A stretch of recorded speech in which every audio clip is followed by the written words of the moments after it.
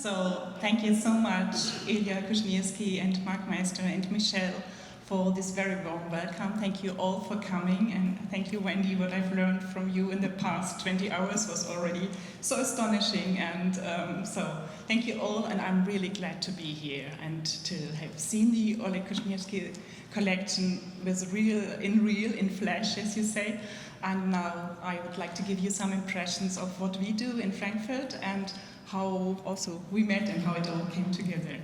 So may I take this exhibition of these 60 wonderful icons from the collection of Oleg Kushnirskiy in your beautiful museum as the occasion to address you in regard of an introduction to the Icon Museum in Frankfurt, the place where I've been taking the role of the managing curator for the past 5 years. The Icon Museum is where I've met Ilya last summer and where we had a long conversation which also revolved around Ilya's upbringing in the Soviet Union and my experiences as a youth in the former GDR, the German Democratic Republic, which you might remember as East Germany. In the end of our meeting, the both of us, if I may speak for the both of us, realized how wonderful it is that icons have the power to bring people of different backgrounds and ages together, as we also experienced tonight. The potential of icons to enrich people's lives, to play important roles in their religious and cultural lives, and the close connection between religious content and artistic mastery makes them a fascinating subject for so many people. The human aspect of otherwise as divine named icons also makes them interesting for other people, and hereby I am especially speaking of the visitors of your and also of our museum. I will dedicate my lecture to the history of icon collecting in Germany and in Frankfurt in particular. I will report on how our collection came about. I will take a brief look back at the 35 years of exhibition practice at the Frankfurt Icon Museum, and then will give an insight into the current presentation of the icons and the focal points of the current exhibition, including our current special exhibition, Icona, Holy Women, that is dedicated to female saints. The final part of my speech will take a look at the opportunities and challenges of the presentation of icons in a municipal museum. And in reference to the latter topic, I would also very much like to learn from your experiences here in Minneapolis. So let's start with the history of the Icon Museum, Frankfurt. The German internist and cardiologist Jürgen Schmidt-Vogt published, you see him there? Published a cardiology textbook in 1955, which was soon also used at Soviet universities and hospitals. In 1958, Schmidt-Vogt traveled to the Soviet Union for the first time and saw the icon of the Mother of God, you have a reproduction there, healing of a cleric in the monastery of Zagorsk. Patriarch Alexei I sensed the physician's emotion and gave the icon to him. Subsequently, Schmidt-Vogt's passion for icon collecting began. Significantly, it was a number of physicians, mostly from West Germany, who began collecting icons in the late 1950s. The Recklinghausen Icon Museum is also based on the collection of an ophthalmologist, among others. In the years that followed, Jürgen Schmidt-Vogt collected over 800 icons, 600 wooden panels and 200 metal icons, including liturgical objects, with which he lived, as you can see, in his house near Frankfurt. He was particularly interested in the connection between icons and healing, and in the belief in the miraculous power of icons. He was fascinated by the themes of medical illnesses associated with the icons, such as childlessness and childbirth, transplants, three-handed mothers of God, psychiatric and neurological illnesses, women suffering from hemorrhage, etc. Schmidt-Vogt probably identified with the Anankyroi, the early Christian doctors who healed in the name of Jesus. And he wrote 2 books on the subject, as you see here, Icons and Medicine. which were published in 1990 and in 1994. You see the covers of the book, and you see this wonderful painting by Ilya Glazunov depicting Schmidt-Vogt in front of the Holy Saint Panteleimon behind him. Legend also has it that Schmidt-Vogt did not take any money from the Russian patients when he performed heart surgery on the political and religious celebrities in the Soviet Union. He asked to be paid, you guess, in icons rather than cash at a time when West German collectors who had first come into contact with icons as German soldiers in the Second World War only were discovering the appeal of Orthodox icons.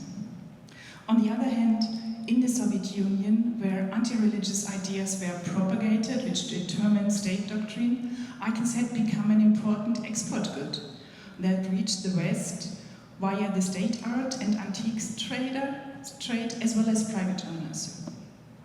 Schmidt-Vogt also liked, as you see here, to present himself as the patron saint of doctors in the tradition of Saint Panteleimon, as this painting by Ilya Glazunov shows.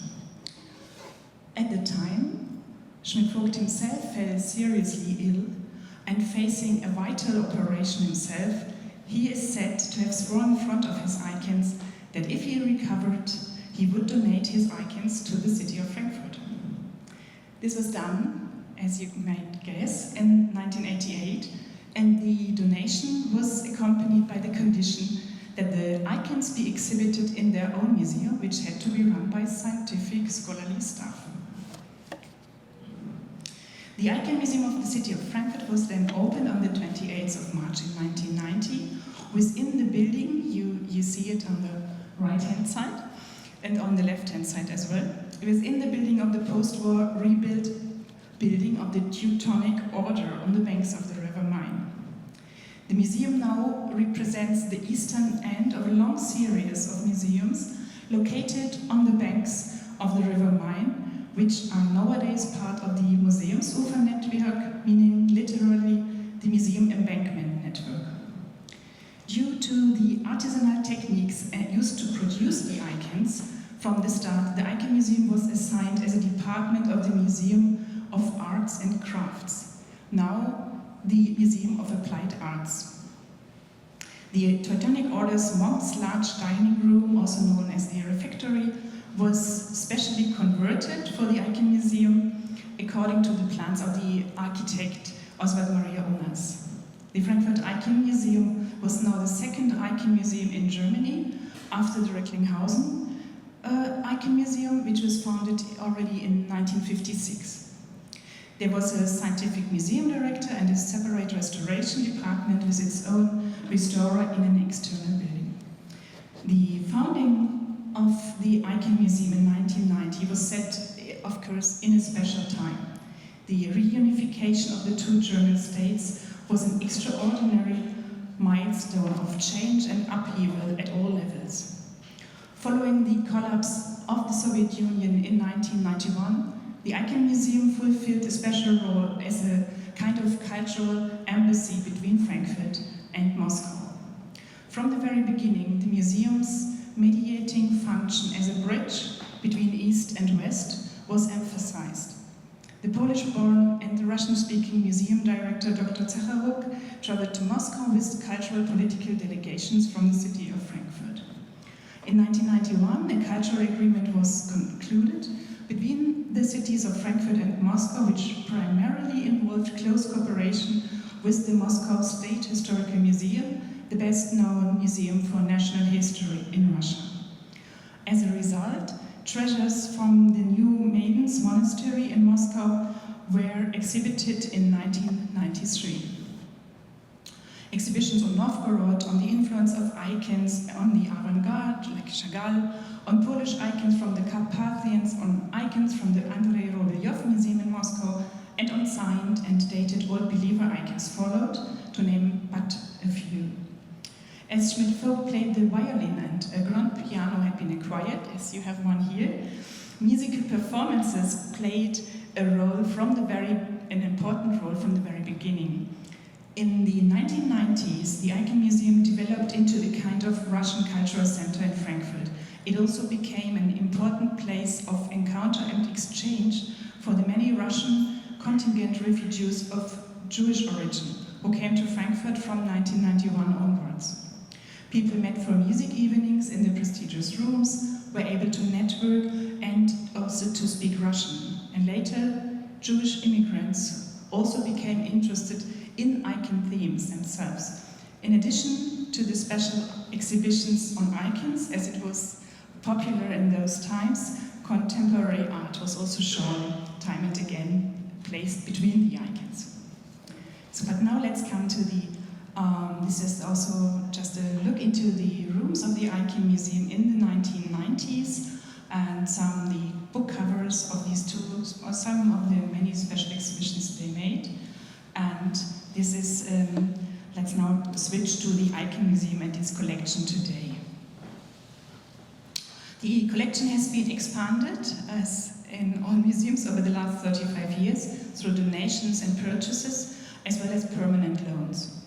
It currently includes 1,400 icons and liturgical objects from Russia, Greece, from Italy, Romania, Bulgaria, Egypt, and Ethiopia, covering a period from the 15th to the 21st century. The collection focus, originally set by Schmidt-Vogt, continues to this day. Russian icons make up about 90% of the collection. Since 1999, 82 post-Byzantine, mainly Veneto-Cretan icons of outstanding quality from the Bode Museum Berlin, a famous museum of Byzantine art, have been on permanent loan to Frankfurt. They complement the Russian icons very well. So these include a number of signed icons, you see some of them here, and dated icons such as those by Emanuel Tsanes or Mikhailo Milyotin or Demetrios Foskalis. Another highlight is this Proskunatarion you see on the left side, the depiction of heavenly and earthly Jerusalem by a Greek-Romanian icon painter from 1818. In 2018, after lengthy deliberations, the city of Frankfurt decided to continue the tradition of the Icon Museum. A new leading curator was appointed and the museum reopened in summer 2021. After a complete refurbishment concerning the exhibition architecture, as you see, the color scheme, the lighting, the air conditioning, contextualization, and the content concept in general, which only could be made possible thanks to the close cooperation with the Icon Museum's mother house, the Museum Angewandte Kunst, in English, Museum of Applied Art, which is only located 400 meters away in a different building, of course, on the banks of the River Main. Please let me now take you on a brief virtual tour of the museum. The foyer, as you see here, what you see here, is the place to arrive and become familiar with the sacred works of art, whose special features are likely to be new to many of our national but also international visitors. This is why the main focus there is on the origin, the production, and the concept behind the icons, as well as a general introduction to the world of icons. We show selected pieces that exemplify the wide variety of different forms and materials that make up icons. So in this way we are able to illustrate how the respective local traditions and periods of origin determine the pictorial program, colorfulness, and materiality of the icons. Even though icons are often called windows into heaven, they did not just fall from it, as you might imagine. Rather, they were and are made by people in order to play a very special role in people's lives. So as media for communicating with the divine, icons visualize a reality for Orthodox Christians that is basically impossible to depict. They bring the sacred into their lives and their daily routine. In terms of content, we have placed this special relationship, or we have tried to place this special relationship between people and icons at the very center of the exhibition. So also, of course, our icons are shown unglazed. If they're not from Berlin, they have to be behind glass because they're so valuable. In the main room, you just saw the foyer now, and this is these things about how icons were made and the concept of icons. In the main room, you will delve deeper into the world of icons. There are various ways of discovering the place in life of icons, meaning their function and significance, their role for people. For instance, there is the iconostasis, what you see on the left, as an important churchly home for icons. And on the other hand, the biblical stories, and in particular the life stories, of course, of Mary and Jesus, can be traced here by means of the detailed depictions, and in doing so one can learn to read the icons. This is complemented by the aesthetic experience of the icons as works of art and as testimonies and sources of art and religious history. In the more private atmosphere of the gallery, one can then confront a multitude of saints directly. Mysticism, as well as politics and power, or ascetics, hermits and pillar saints are some of the thematic clusters in which we have grouped the saints. They range from well-known figures such as the highly revered Saint Nicholas, whom you can also find upstairs, of course, until less frequently appearing local saints, for instance, from the Balkans. The Icon Museum has yet another special feature. We are very proud to be the only museum in Germany to have a permanent exhibition on Ethiopian Orthodox Christianity. Since our special exhibition on 2000 years of Christianity in Ethiopia in 2007, you see the catalogue on the right part of the slide. These objects have been on permanent loan in Frankfurt. In addition to 16 icons, you see some examples here, the collection also includes numerous liturgical manuscripts, processional crosses, hand and neck crosses, and a range of other liturgical objects. These more than 100 objects from the north, from the Tigray and Amhara region in Ethiopia, can be used to vividly trace developments in Ethiopian Orthodox art and religious history over a period of 500 years, from the 15th to the 20th century. Here are some glimpses into this Ethiopian collection. In 2023, we were able to reopen the Ethiopian collection with a renewed concept, together with community members from Ethiopian and Eritrean communities. In Frankfurt, a city with well over 50% residents with a migration background, there are more than 22 registered Orthodox communities or parishes. The Eritrean and Ethiopian communities are among the largest in Germany. We therefore not only aim at being a place to preserve the religious heritage of these people, but also to open up a space for encounters that invites everyone to discover these inherited treasures together.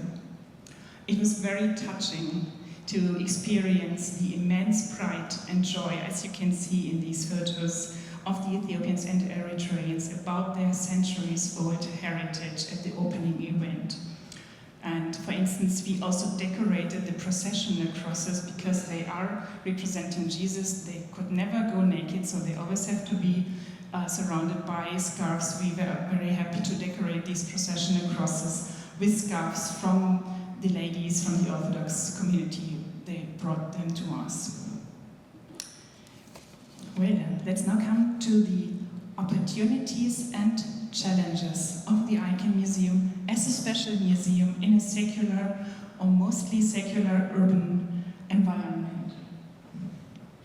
How do we deal with the cultural, historical and religious historical heritage from the Eastern Church tradition? What responsibility do we have for this inherited treasure today in the context of a secular museum in a multiculturally diverse German city?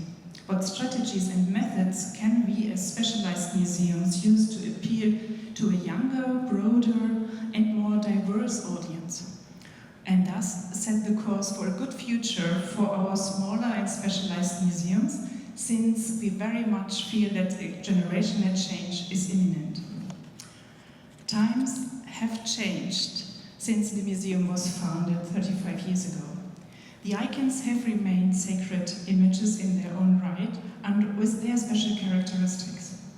They are much more than wooden panels on which saints and sacred scenes are painted in extempore using traditional, very old techniques. Icons, as I said, are sacred to many people as a medium of communication with the divine. The icons stand for these saints themselves. They are their representatives. We are experiencing this today in our museum, for instance, when Orthodox women put on their headscarves in the museum and go straight to certain Marian images and icons and pray in front of them and even try to kiss them. So we noticed this many times. We regularly find entries such as the following in our guest book. I quote, "This is a holy place of worship, peace and tranquility. Thank you for keeping it and displaying the icons with respect. They are full of grace." The icons are associated, as I mentioned, with miracles and corresponding rituals and acts of liturgical worship like kissing, incense, burning candles, touching with the eyes, exchanging glances face to face. For Orthodox believers, as you might know, the icons also look back. It's not only us who look at the icons. Their interweaving with the sung liturgy is very close and very important. It is a characteristic of icons that they also show and preserve traces of this ritual use. Since the icons have a certain age and many icons used to hang in churches and were consecrated, many of our believing visitors and guests attribute miraculous powers to them. But on the other hand, we experience fear of contact and critical skepticism, especially among young people, secularly socialized people in Germany, when it comes to Christian content as the cultural background of their own culture. This fear of contact is particularly noticeable when it comes to Christianity as a religion in its own right, and that determines culture and values in Central Europe. Quite a lot of the younger people with German roots who visit our museum hardly have any knowledge anymore of Christian figures, stories, and art. They might come in and ask, who's this lady with the child on the lap? And these are questions, they are quite new to us. Icons are particularly multifaceted and multidimensional collection and exhibition objects. Depending on how they are used, they take various roles and fulfill a variety of functions that oscillate between miracle-working images and politically or socially instrumentalized objects. As keepers of secular museums, we therefore have a special obligation. Our goal or aim is to enable icons to be viewed from as many perspectives as possible. The viewpoints of the believer, the collector, and/or the trader, the estate and art lover, as a pictorial source for academic research and inscription studies, and these are just some of the possible perspectives. So getting to know the icons and their pictorial content helps us to understand our own Christian culture as well as the culture of people from Orthodox countries. So how can we take and how can we enable the icons to fulfill their various functions in the public space of the museum? And how can we build a future for the Icon Museum as a special museum devoted to a special subject and attract a broader and more diverse and younger audience? Of course, I do not have simple, ready-made answers to this, but would rather like to briefly present some of our ideas to you and then discuss later on together with you and enrich this and learn from your experience. The social and political significance of icons and the museum as a social space is the topic for these following slides. So we show the cultural and religious heritage, as I said, of many people who came to Frankfurt or Germany as refugees or migrants from countries with Christian Orthodox traditions. We would therefore like to share and communicate this heritage with these people and the residents of Frankfurt, and thus contribute to integration and better mutual understanding, following the approach of the museum as a public space of opportunities, encounters, and integration. So one example which I brought with me makes this clear, and it's of course a very imminent example in the past more than 2 years, the importance of the museum for refugees from Ukraine. With the beginning of the terrible Russian invasion into Ukraine, our museum, like all museums worldwide that specialize in Russian art, experienced a completely new and politically explosive significance. Russia's sudden attack on its neighboring country was an immense shock and a crucial turning point for us. It quickly became clear that we wanted to do more than just design the museum's website in blue and yellow. With icons from a generous donor, you see them here on the left in this room in the refugee center, we were able to set up a prayer room, a room of silence and prayer, in a large refugee shelter, and dedicated it together with refugees from Ukraine, as you see here in this photo. An icon painter and art historian who had fled from Ukraine has been guiding our Ukrainian guests through the museum in Russian language tours, free of charge, of course, since the beginning of the war until now. The guests told us that the museum is a kind of home for them, a temporary place of familiarity and refuge where they can experience the icons and their protection together with their compatriots. You see some of these groups here in the photos. The guided tours are usually very well attended and crowded, and many Ukrainian visitors have come to us more than once. In response to this, we have developed an accompanying brochure in Russian, you see it down there, and our multimedia guide, which leads visitors through the exhibition to discover it themselves, is also available in Russian and as well as in English and German. So we have offered also creative courses like you see on the very right, and we also would like to expand this to our Ethiopian and Eritrean guests. We still need to expand the offer here. Last year we had a series of concerts, the bridge concerts, literally Brückenkonzerte. The Icon Museum is also situated in the Brückenstraße, in the bridge street, so to say. So in a collaboration with this young gentleman on the left, a young pianist who himself has a Russian and Latvian background, we had developed a concert program that followed the concept of building bridges between Russia and Ukraine and their musical traditions, and ultimately also dealt with final themes such as life and death, the experience of war, and overcoming suffering. However, the attempt to bring Ukrainian and Russian composers and musicians onto the same stage turned out to be too ambitious and out of step with the then zeitgeist.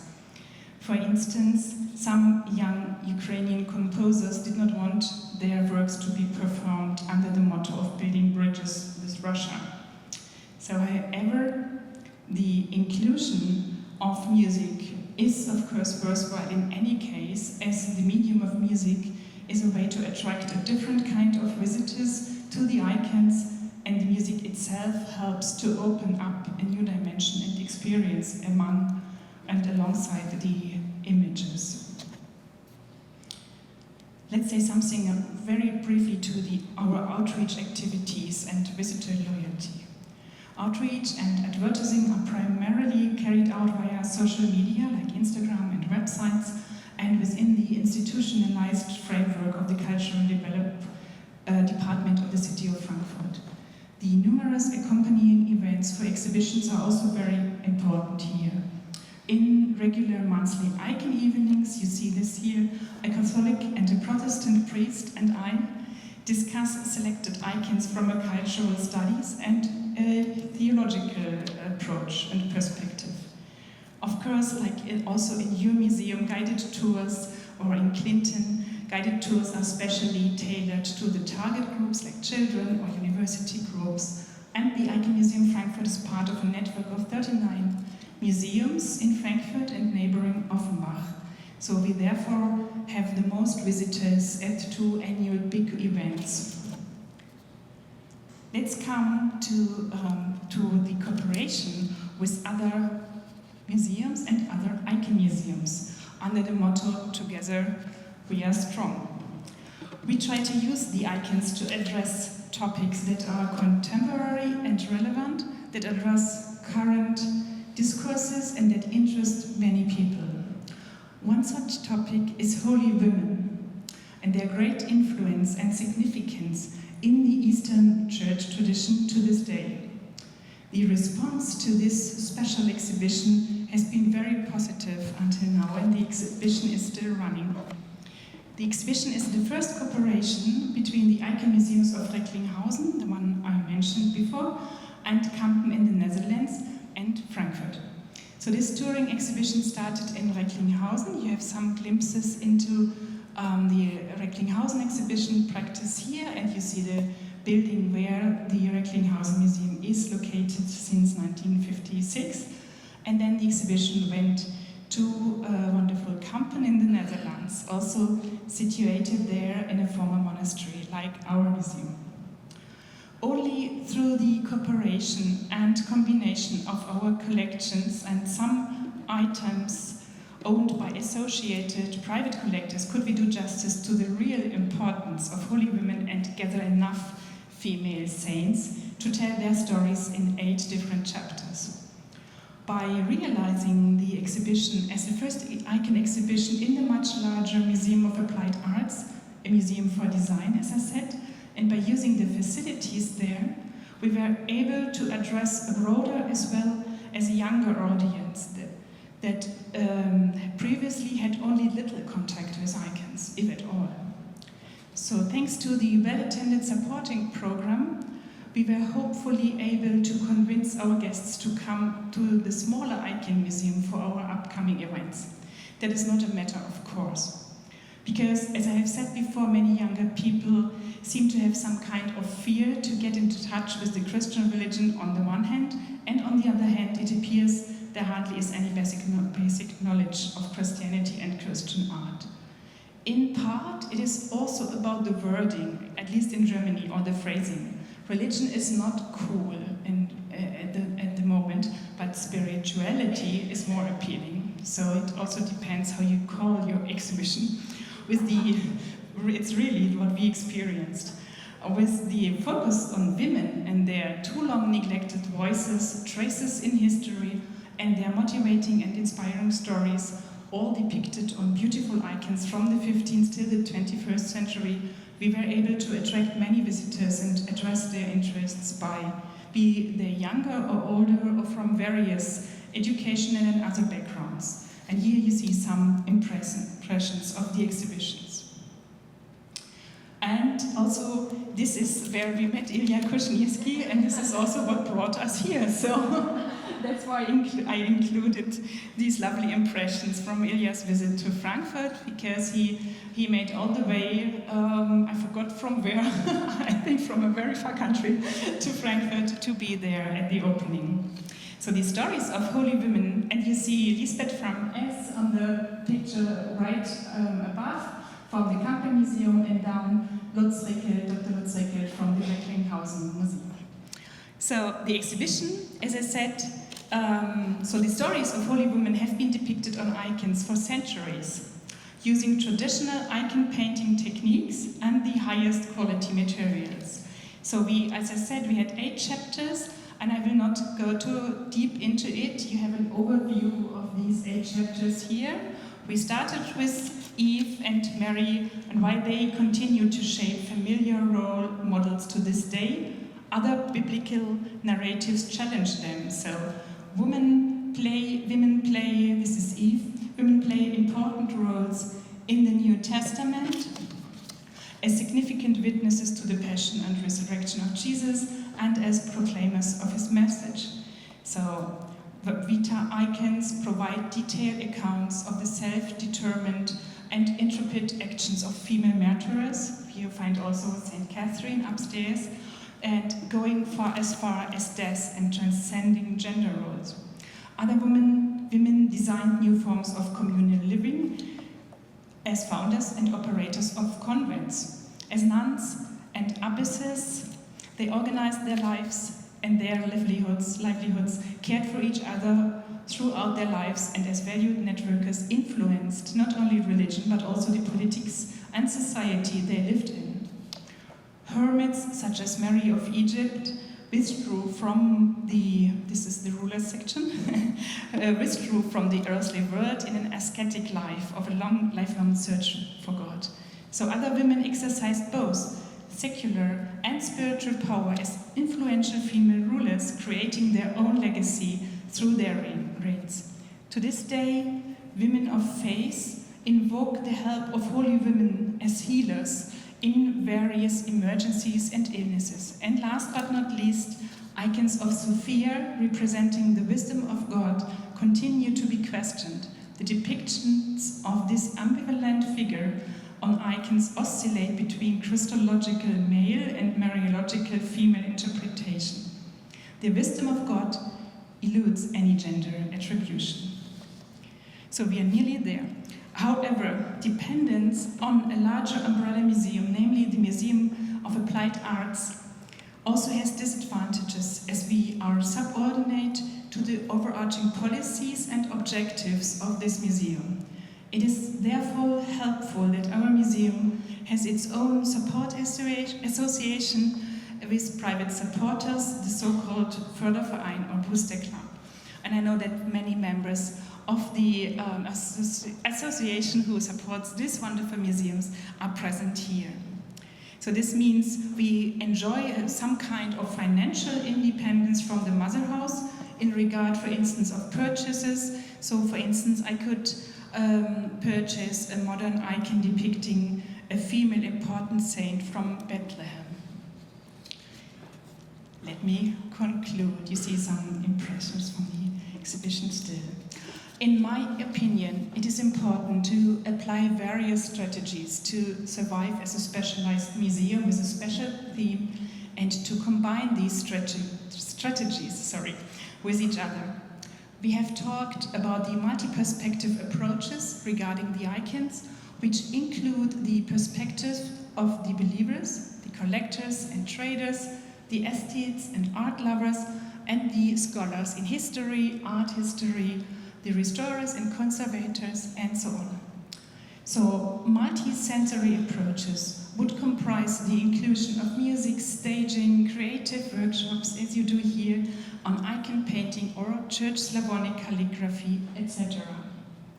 Cooperating with, this is the lovely part, with scholars and students from various universities and disciplines brings with it all great efforts of scientific networking, like the exchange and development of new ideas, common books, research and exhibition projects, internships for students at our museum, advertisement for our museum and its activities in the icon-focused world, etc. The same is true to the much-desired cooperation with other museums in Germany and abroad, as I have tried to show.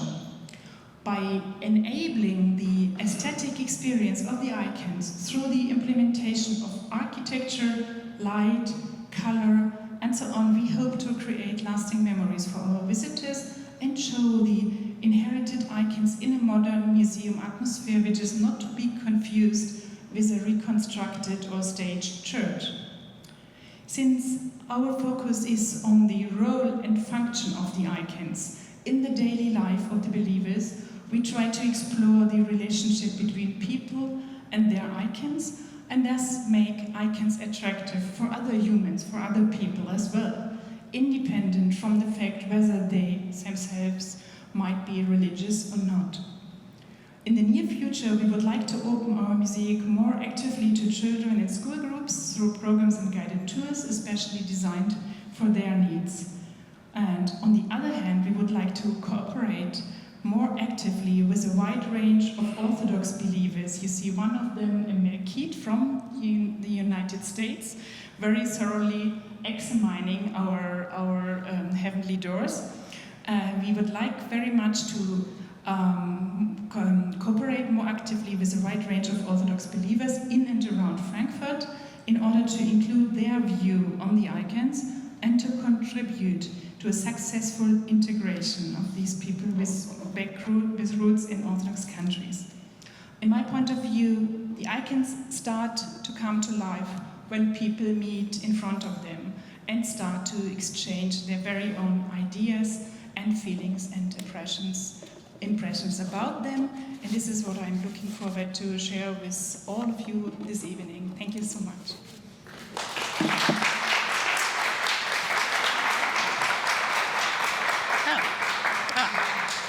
And of course, whoever celebrates tomorrow, have a wonderful Orthodox Christmas and of course still a Happy New Year.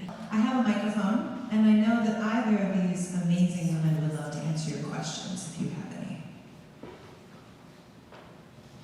Who's going to break the ice? Hi, I'm Simon Morrison. I'm the director of the Icon Museum and Study Center in Clinton. And when Salma is on the board of our museum, and Konstanze Runge visited our museum a few days ago.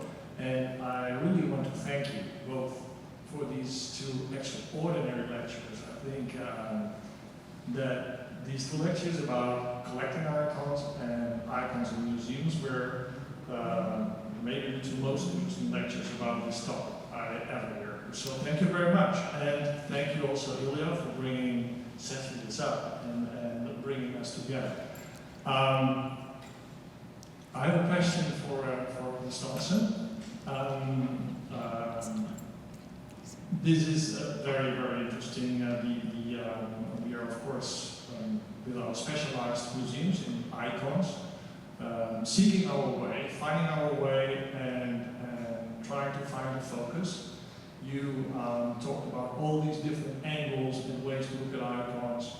I would like to ask you a way of presenting icons, working with icons. I would like to ask you where you think we should really focus on, what we should focus on, and because we're all having small teams. We're small museums with small teams, and we cannot do it all.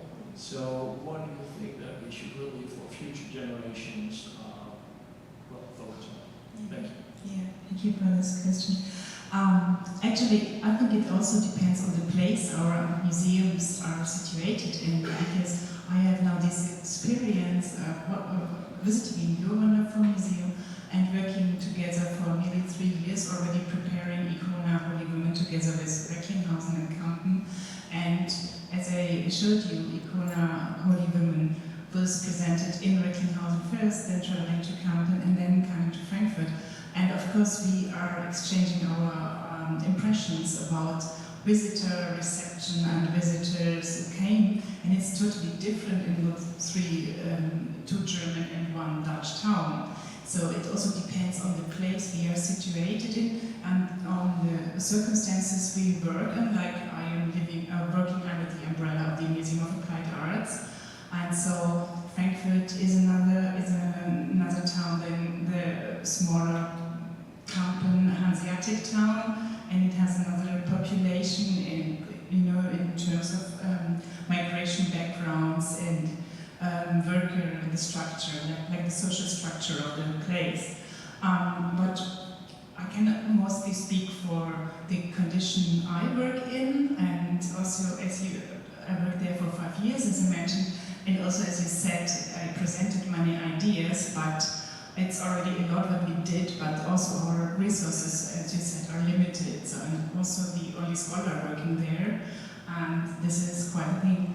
But for me, really, it is the connection between icons and humans. So I think this is really the function and the role of the icons in the lives of these people who painted, collected, restored, researched the icons, because this is for me the point where the topic of icons gets interesting for any human being if the person is interested in culture and religion and art. So really the human side of the icons, how they are venerated, how they were produced, how they were traded, as Wendy showed us, how they were collected. This is the point for me to, where I would like to jump in to make it more accessible for a broader audience.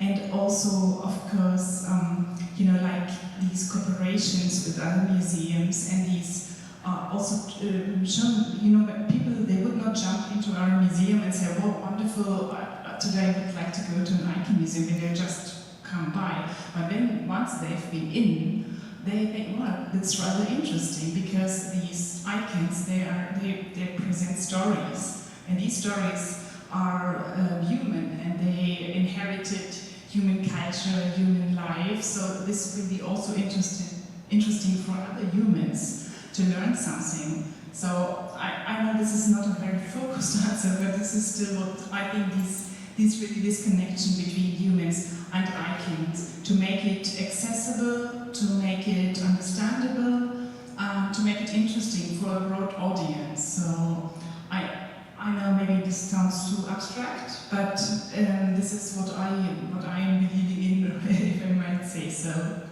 Yeah, and of course also finding topics like we did with Holy Women, which are, we already talked about it, which are interesting for a broader audience. So this is interesting to show that these icons, even if they are hundreds of years or 200 years old, they tell stories which are still relevant today. They speak about courageous women. They speak about women who were rulers and who were nuns running monasteries and who were networkers. And so this is also a contemporary thing to explain to our guests. There's some stories in it which are still relevant for us today, and maybe we could also combine this with other contemporary objects from our Mother House collection, etc. But I really also think it depends on the audience you want to reach and the audience which you have in Clinton, in Kampen, in Recklinghausen, in Frankfurt, and the other places you mentioned. Well, I'll say something. I just was thinking about the marketing to secular audience for icons and museums, and I'm not speaking from a curator perspective because I'm the director of programming and marketing here, and I just wanted to mention this exhibition up on the mezzanine, the original sort of conceptual idea of naming it, which we do discuss as a staff, was centered around the repetitive nature of the descent into hell icon. So if you've taken a look up there. So for quite some time, and I'd love to hear your thoughts, the name of the exhibition was Descent into Hell. Wow. I know, right? This is something. That's bold. This is something, right? I know, and so it's fascinating, it's an access point, depending, or what could it bring up in your mind, if that's what you see, and who are you attracting, and what about all the field trips that come in, etc. And so we ended up with masterpieces of sacred art, of course, and I think we were all really excited about that name, things that really were easily accessible. And so I love the Holy Women, the whole concept of the exhibition. Have you found any other successful angles because you deal specifically with icons in museums? Any other topics that you looked into that have been very popular to the secular audience? Yeah, maybe the next one we are doing together would be on angels and demons. So you have hell in there and heaven as well. Perfect. And so this might be a thing as well. So it would be lovely to collect icons on this topic, right? That's great. Yeah.